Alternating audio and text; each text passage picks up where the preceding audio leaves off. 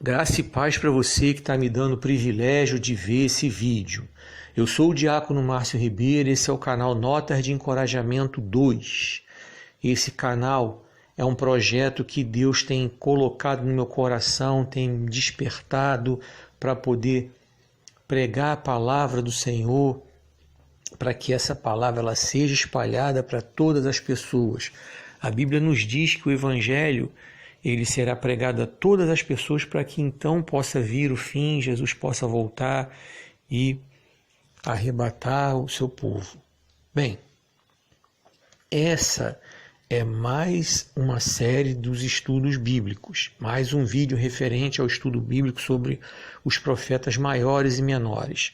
Nós vamos então nesse momento orar. Eu convido você nesse momento a elevar o seu pensamento a Deus, não importa qual seja a sua crença, se você tem alguma crença, não importa qual seja a sua situação.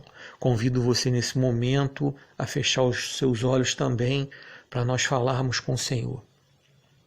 Soberano Deus, eterno Pai, na Tua presença entramos para Te agradecer porque nós estamos vivos, nós estamos com saúde, o Senhor é quem nos tem dado o fôlego de vida. Eu quero pedir ao Senhor que o Senhor nesse momento possa abençoar o seu filho, a sua filha que estão aí vendo esse vídeo, que o Senhor possa acrescentar bênçãos espirituais na área emocional, área financeira, sentimental, familiar, que o Senhor possa cuidar de tudo, Senhor meu Deus, na vida dos teus filhos que aí estão vendo esse vídeo. Eu peço também ao Senhor que por misericórdia o Senhor me use, por misericórdia o Senhor me capacite para que essa palavra seja pregada, ensinada e que ela possa germinar nos nossos corações, meu Deus. Em nome de Jesus, amém. Antes de entrarmos no conteúdo, eu quero pedir a você que não está inscrito ainda no canal que você se inscreva. Ao se inscrever, clica no sininho para você receber as notificações. E se você que sentiu o desejo, deixa lá o seu comentário, deixa o seu like. A você que já está inscrito, eu te agradeço. E a mesma coisa, eu peço a você, se você sentiu o desejo, deixa lá também o seu comentário, deixa lá também o seu like. Deus abençoe a cada um de vocês e vamos entrar então no conteúdo que é sobre os profetas maiores e menores. Nós vamos falar hoje sobre mais 3 profetas, Naum, Sofonias e Abacuque, conforme a gente tem vindo, conforme a ordem cronológica da atuação deles nos reinos de Israel, de Judá. Enfim, lembrando mais uma vez que esse estudo ele não substitui a sua escola bíblica dominical da sua igreja. Então esteja lá junto com o seu pastor, seja online, seja presencialmente, esteja lá. E esse estudo bíblico também não substitui os cultos de ensino, de doutrina da sua igreja. Esteja lá nos dias e nos horários marcados pelo seu pastor. Não importa qual seja a forma, mas esteja lá. Tá? Só esse lembrete. E nos demais horários, sinta-se à vontade para estar aqui. Sinta-se à vontade para poder participar desse estudo bíblico aqui. Eu desejo que Deus abençoe e fale poderosamente aos nossos corações. Vamos então passar para o conteúdo e falar sobre esses 3 profetas, Naum, Sofonias e Abacuque.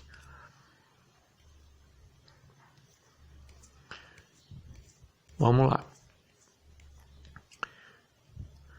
Então, Naum, seu nome significa o Consolador, e sua profecia prediz a destruição de Nínive, a mesma cidade que foi advertida pelo profeta Jonas cerca de 100 anos antes desse episódio aí. Pelo fato de Deus novamente prever a destruição de Nínive, podemos afirmar que a sua conversão, após a profecia do Jonas, foi apenas emoção, o famoso fogo de palha. Foi algo que não prevaleceu. Quando o Jonas pregou, Nínive se arrependeu, como a gente conhece o texto, já estudamos sobre ele lá nas outras lições.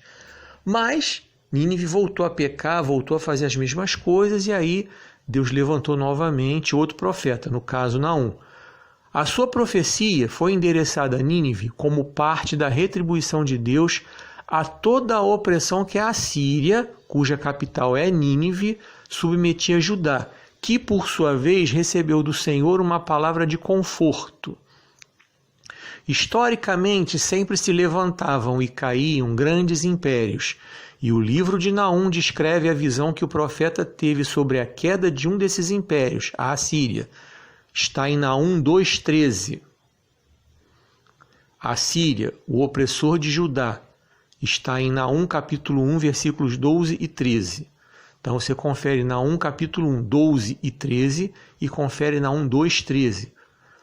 É uma manifestação de alegria do oprimido que percebe que a sua libertação se aproxima e que a queda do seu opressor é uma realidade iminente.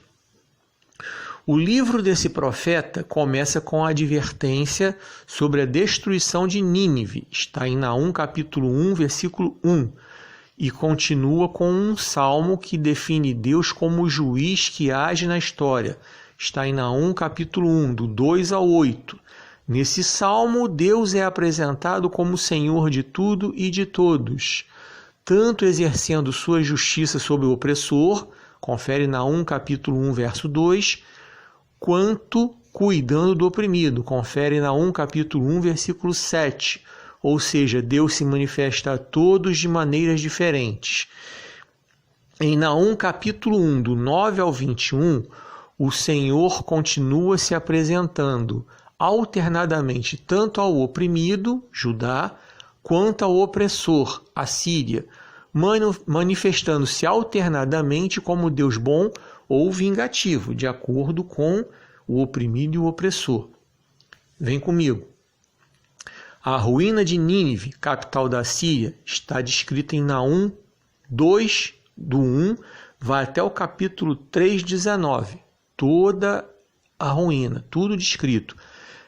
Essa ruína ela é descrita de forma clara e direta, deixando claro a essa capital sanguinária e idólatra que ele é o Senhor. Confere Naum capítulo 2, 13 e capítulo 3, versículo 5. Naum capítulo 2, versículo 13 e Naum capítulo 3, versículo 5. Naum deixa claro que não existe poder terreno maior do que o poder de Deus.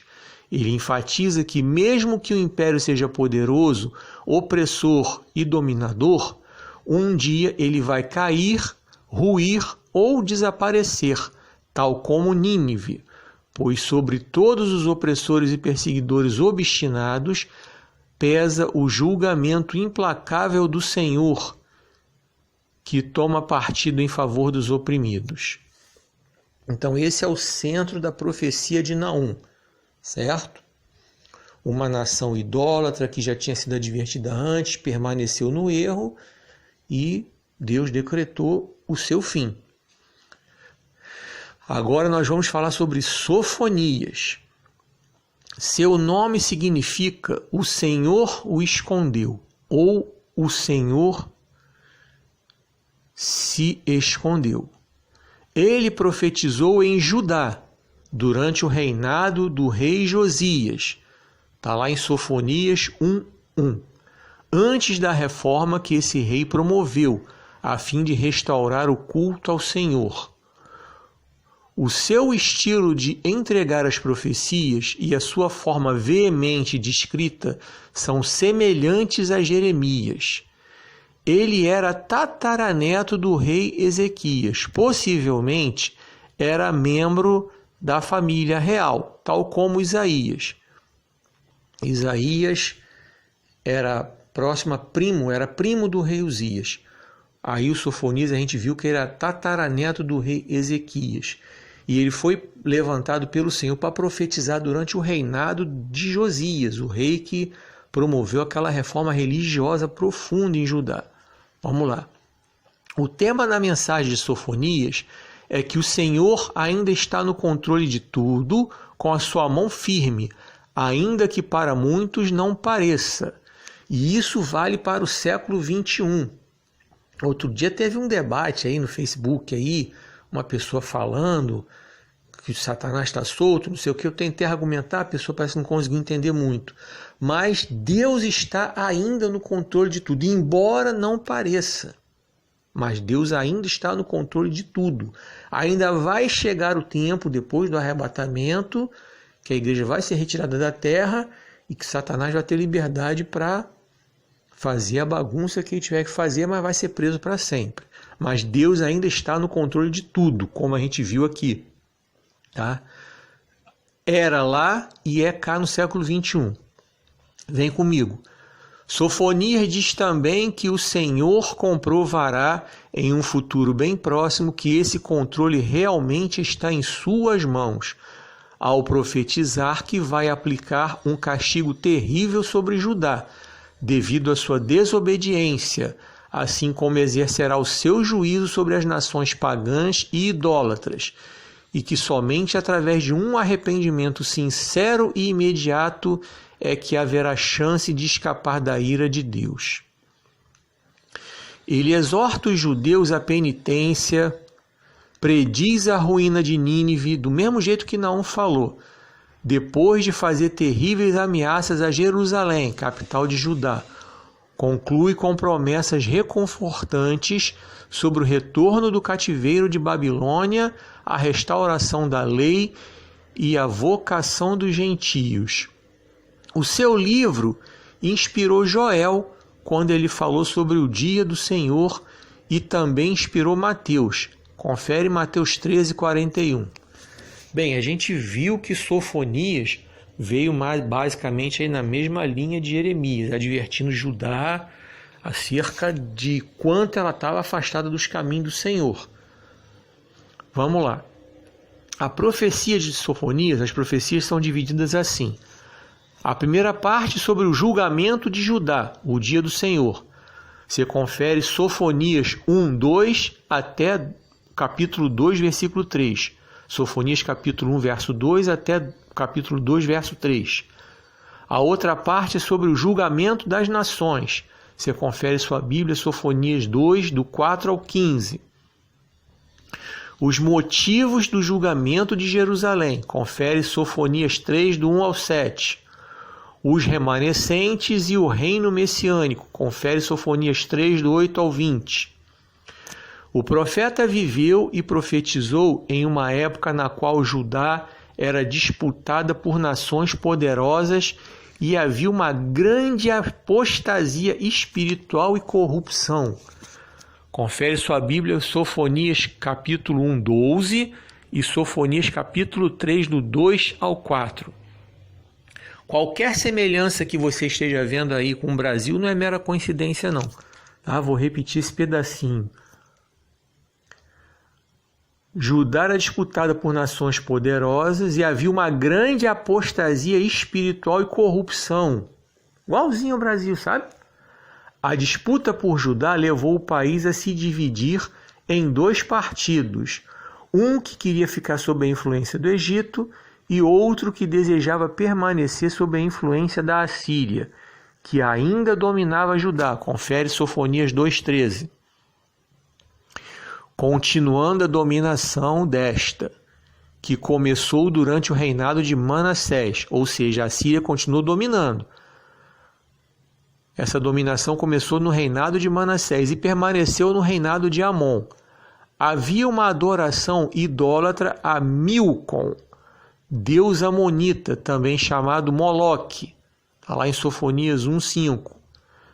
As condições morais e religiosas de Judá eram baixas devido à influência maligna exercida por Manassés e Amon durante seus reinados. Quando nós colocamos no poder gente ímpia, gente que não tem compromisso com o Senhor, dá no que a gente está vendo no Brasil. Igualzinho a gente está vendo aí, lendo aí a Bíblia, aí, conferindo o que estava acontecendo em Judá. Certo? Mesma coisa. No meio do povo apostasia, no meio do povo corrupção. Século 21 aí, cheio de mundanismo dentro da igreja, cheio de coisa idólatra dentro da igreja, cheio de coisa errada dentro da igreja. Tem nenhuma diferença, só você comparar.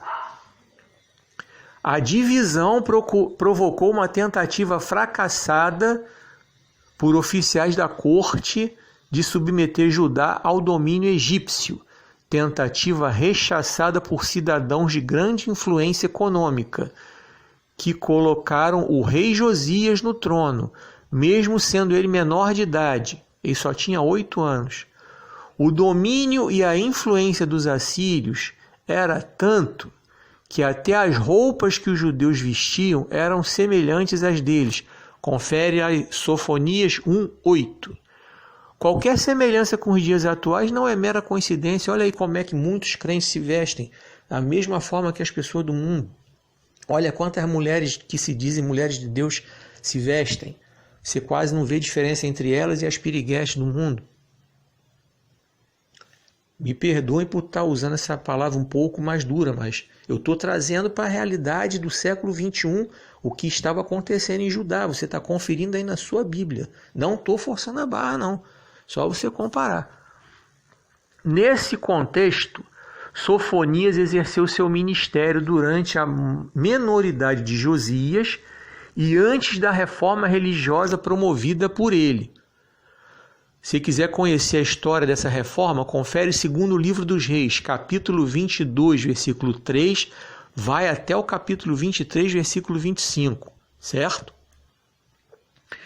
Foi quando esse rei foi muito quebrantado pelo Senhor e promoveu essa reforma. Vai lá, dá uma olhadinha lá que você vai aprender muita coisa interessante.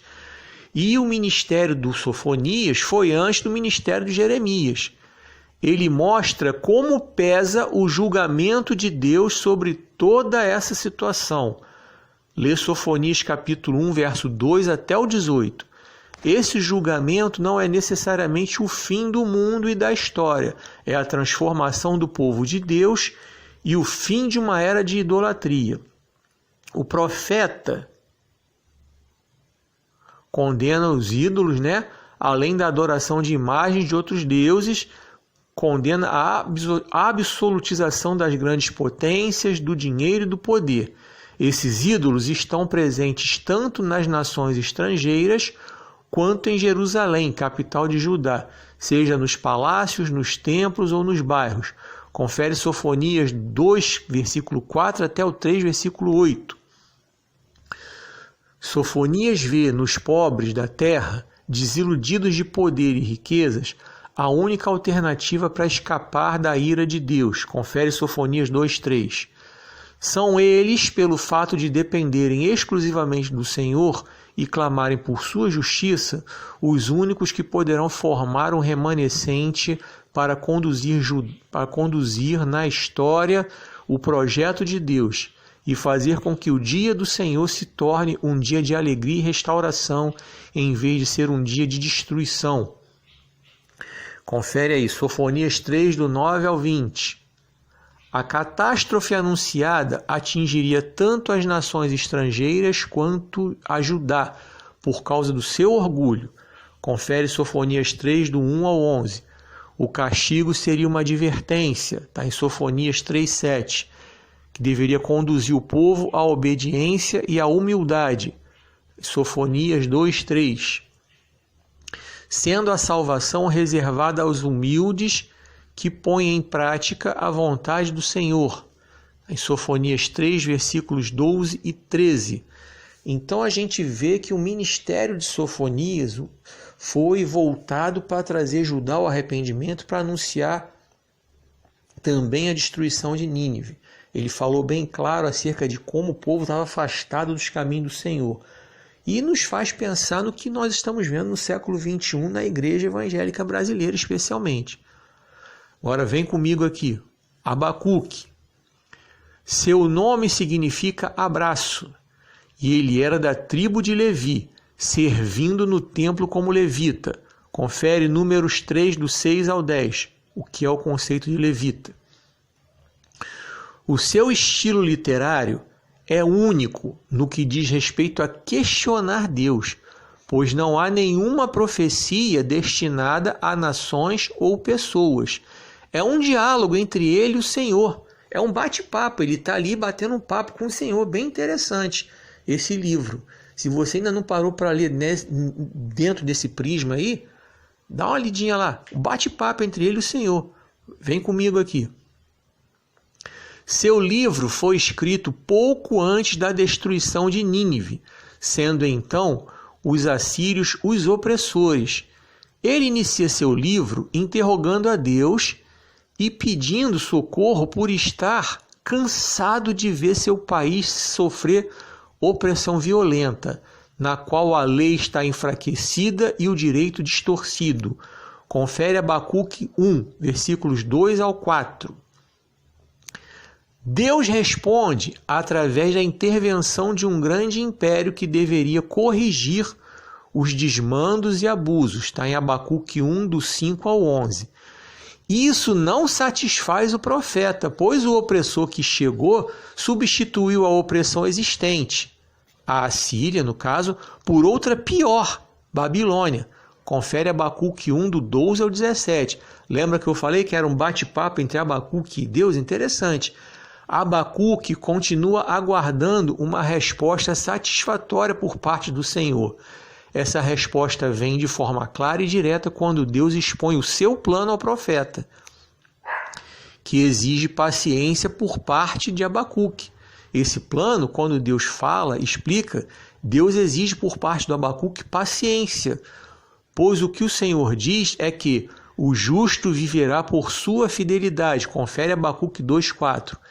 E esse ensino chama os justos para serem agentes da história, para se manterem em justiça e retidão e se oporem firmemente aos que não procedem corretamente.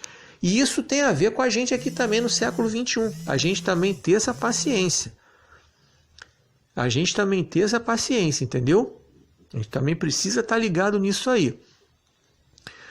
Quando os injustiçados param de se olhar simplesmente como vítimas dos opressores, passam a se enxergar como agentes transformadores da história. Surgem a possibilidade e a coragem de desmascarar os opressores, desmistificando sua potência até chegar ao ponto principal da sua fraqueza. Os opressores não são servos de um Deus vivo.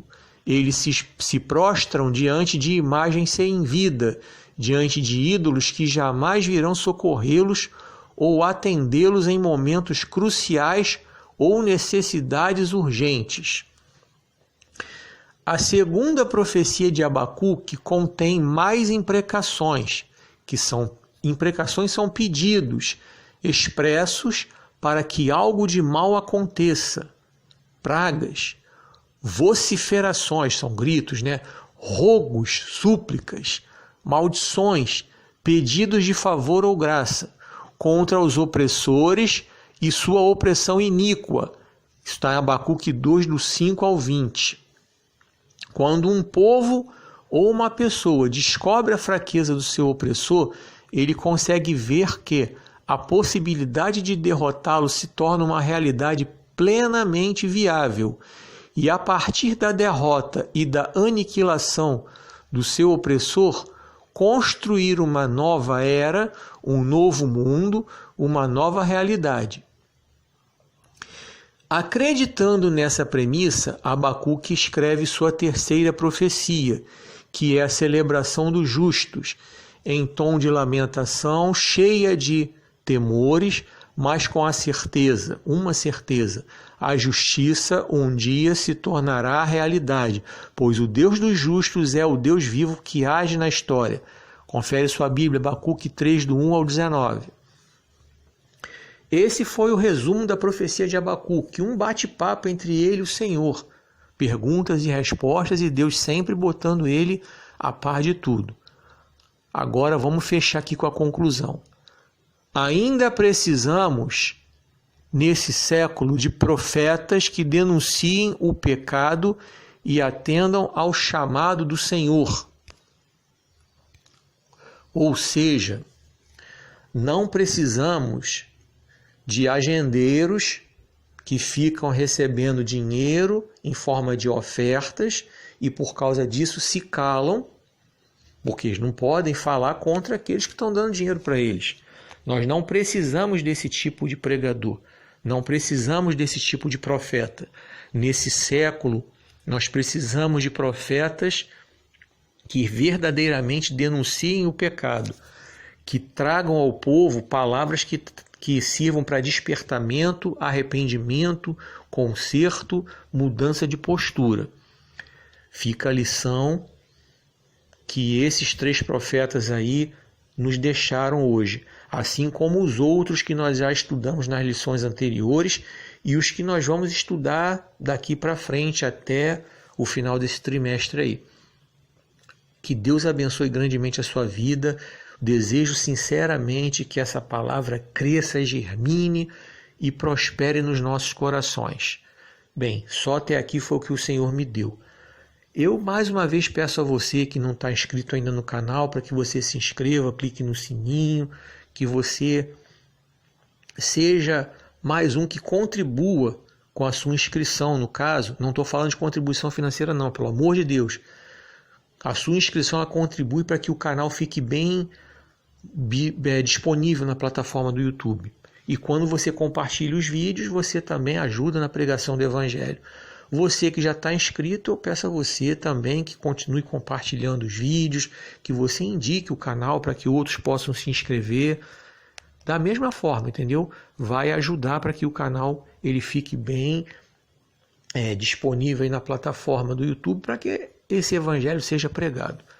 Bem, Deus abençoe grandemente, poderosamente a sua vida, é o desejo sincero do meu coração. Que essa palavra cresça. Forte abraço para você, conto com você aqui. Até o próximo vídeo, se assim o Senhor der permissão. Que o Senhor te abençoe e te guarde, que o Senhor faça resplandecer o seu rosto sobre ti e tenha misericórdia de ti. Que o Senhor sobre ti levante o seu rosto e te dê paz.